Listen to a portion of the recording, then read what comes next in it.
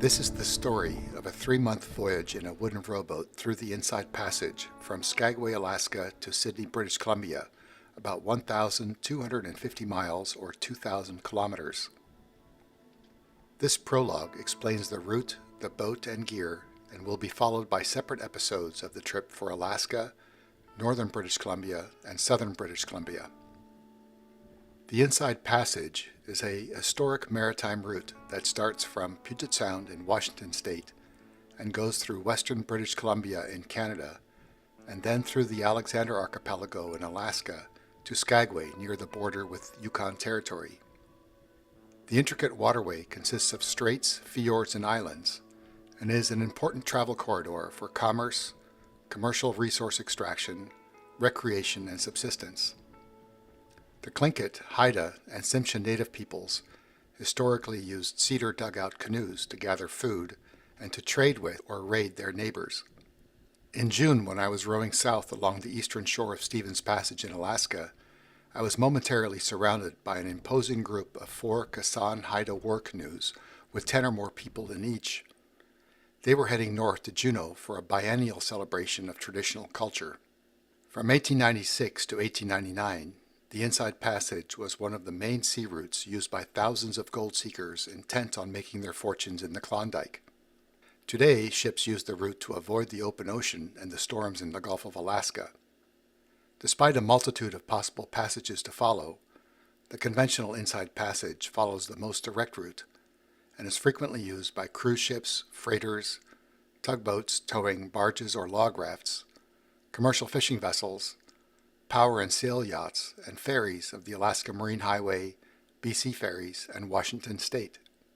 Less frequently, parts of the route are used by small crafts, such as canoes and kayaks, that often follow well-established marine trails that link developed campsites in Puget Sound and British Columbia. Very few will attempt to travel the entire distance of this iconic route from Puget Sound to Skagway, the northern terminus of the Inside Passage in southeast Alaska. These travelers navigate through what is arguably one of the longest designated coastal wilderness areas on Earth, represented by a mosaic of national forests, crown lands, national, state, and provincial parks, and conservation areas designed to protect one of the largest remaining temperate rainforests. They experience this vast landscape while facing significant hazards, including prolonged isolation, a tidal range exceeding 20 feet or 6 meters, dangerous tidal rapids, constant exposure to the weather, high winds, and large steep waves, lots of rain, and an assortment of marine and terrestrial wildlife. Brown bears and black bears are almost everywhere, whether they are seen or not. Moose and cougars are also present. At sea, there are almost daily encounters with whales, sea lions, seals, dolphins and porpoises, otters, salmon, and innumerable birds. In 2023, I cycled 3,000 miles, or about 5,000 kilometers, on the Great Divide mountain bike route from Jasper, Alberta, to Antelope Wells, New Mexico. When I finished, I had a difficult time readjusting to normal life, and started thinking about another trip, and eventually settled on rowing the Inside Passage. But I wanted to go from north to south, and explore some of the many side channels instead of following the conventional and most direct route. I chose a boat designed in Finland for racing on the network of lakes and rivers in the province of Savo, a design that successfully completed the Race to Alaska in 3 consecutive events. The boat is named Waterbird, and this is our story. The idea of kayaking or rowing the route at a pace slow enough to feel and become immersed in the landscape has long intrigued me. This trip is a significant endeavor and requires considerable planning, experience with small boats, and a thorough understanding of self-sufficient wilderness travel in an extremely remote setting. I spent several months gathering the necessary equipment and food, and eventually shipped a 60-pound box with about 20 days' worth of food to Ketchikan in Alaska, and another box to Bella Bella in British Columbia. During the preceding winter months, I trained in a single scull on Elk Lake, the home of Victoria City Rowing Club. On May 3rd, Waterbird was launched at daybreak from Van Isle Marina in Sidney, British Columbia, for the shakedown trip to Bellingham to catch the Alaska Marine Highway ferry to Skagway on May 10th. The white dot on the map followed by a yellow line is the actual track of Waterbird recorded by a GPS every 10 minutes. Waterbird completely empty weighs about 150 pounds, and on this trip carried about 40 pounds of gear in a watertight bow compartment and 60 pounds of food in the stern compartment, plus another 50 pounds of boat gear in the main compartment and up to 50 pounds of drinking water. The first stop was Darcy Island in Harrow Strait, which is now a marine park, but until 1924 was used as a leper colony for Chinese immigrants. The island has a relatively protected anchorage that provided an opportunity to test the outhaul anchoring system designed to keep Waterbird safe at night. It was also the first time since the Great Divide trip that I could try out the camping gear and see if anything was missing before venturing into the Alaskan wilderness. The first stop in the United States was at Roche Harbor on San Juan Island to check in with customs, and I spent an extra day there visiting friends. I then planned to row 12 miles and camp at Point Doty on Orcas Island, but when I arrived, the waves in President Channel were crashing over jagged rocks on shore, and a very strong current was setting northeast at the point. This was not a good place to land Waterbird that day, so I proceeded east and went all the way to Clark Island, a total distance of 24 miles.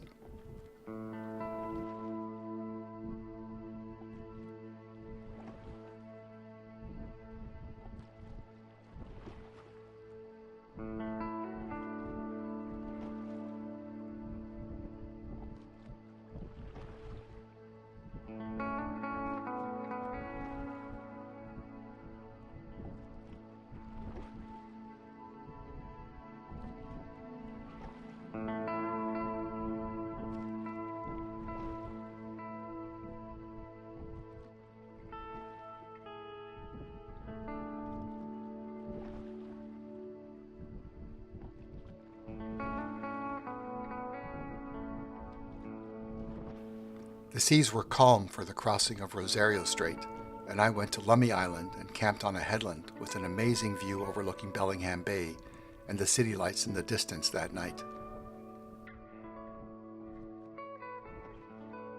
On the last day, and shortly after leaving Lummi Island, I was convinced that I had lost the gambit. I was only 7 miles from Fairhaven, a small neighborhood near Bellingham, and the location of the Alaska Ferry Terminal and my ride to Skagway, when I slammed into a strong headwind and an ebbing tide. The wind created short, steep waves that broke over the bow, reducing the boat speed to a crawl, and the spray soaked me within minutes. I suddenly had visions of missing the ferry. I changed course to get in the lee of the mainland, and that helped, but doubled the distance. After 4 more miles of hugging the shoreline, I tacked, and the tailwind and following seas pushed me into the bay where the community boating center let me store Waterbird overnight, right next to the ferry terminal. After washing and getting Waterbird ready to load onto the ferry, I walked to a B&B that was also a brewery.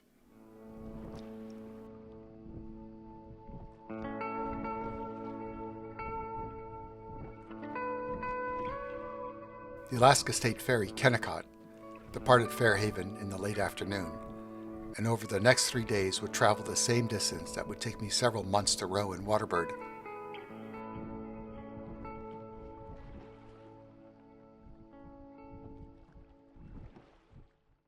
More information about the boat, the route and campsites, and the gear and food can be found in the links on the homepage. If you have made it to this point in the story, then you may be interested in the following episodes that describe the trip in 3 parts, from Skagway, Alaska to Prince Rupert, British Columbia, from Prince Rupert to Port McNeill, British Columbia, and from Port McNeill to Sidney, British Columbia. Thank you for watching, and please look for the new episodes coming soon.